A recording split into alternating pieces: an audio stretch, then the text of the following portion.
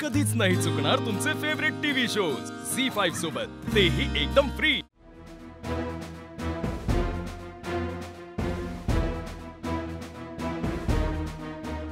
Out out.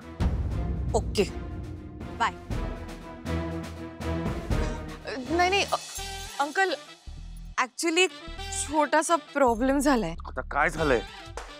हा, ते तुम्ही काल म्हणाला होतात ना की त्या शकुनाच्या वस्त्रावर तुमचा आणि तुमच्या होणाऱ्या बायकोचा ठसा उमटायला हवा।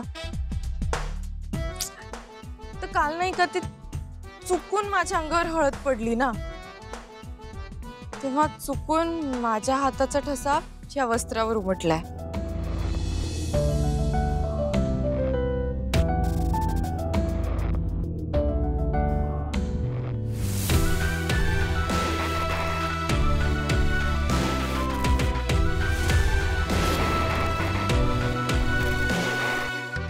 म्हणजे मी धुणार होते, पण मग म्हटलं जर मी धुतलं तर मग तुमच्या हाताचा ठसा पण धुतला जाईल ना, म्हणून ते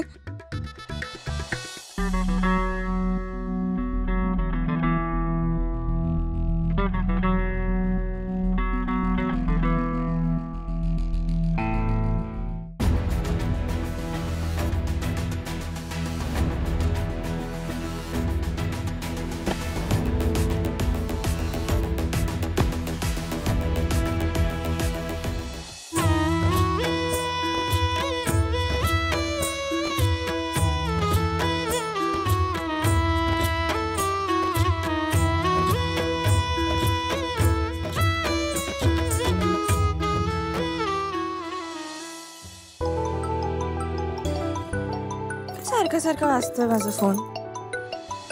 देव, हा बोल ग। ताई कुठे आहेस तू? अगं काय झालं? ताई, आईला काहीतरी होतंय। ती चक्कर येऊन पडली। तू ये ना लवकर घरी प्लीज, मला खूप भीती वाटतेय। बरं आले। विक्रांत, बायको बायको बायको, कशी आहेस तू? मी मस्त। तुला माहितीये केवढं मिस केलंय मी तुला? मी सुद्धा खूप मिस केलंय। तरी तू मला सांगत होते एजंटच्या लग्नासाठी सुट्टी घ्या म्हणून। अगं काय करणार आता, सगळे गुन्हेगार काय सुट्टीवर जात नाही, म्हणून मग आम्हाला सुट्टी मिळत नाही। काय हे विक्रांत? बरं ठीक आहे, तुम्ही फ्रेश व्हा, मी चहा घेऊन येते। ऐक ना पूजा, मला सांग की लग्न आता असं तोंडावर आलेलं असताना एजे मध्येच बाहेर कुठे गेले? नाही म्हणजे कामानिमित्ताने कुठे गेलेत का?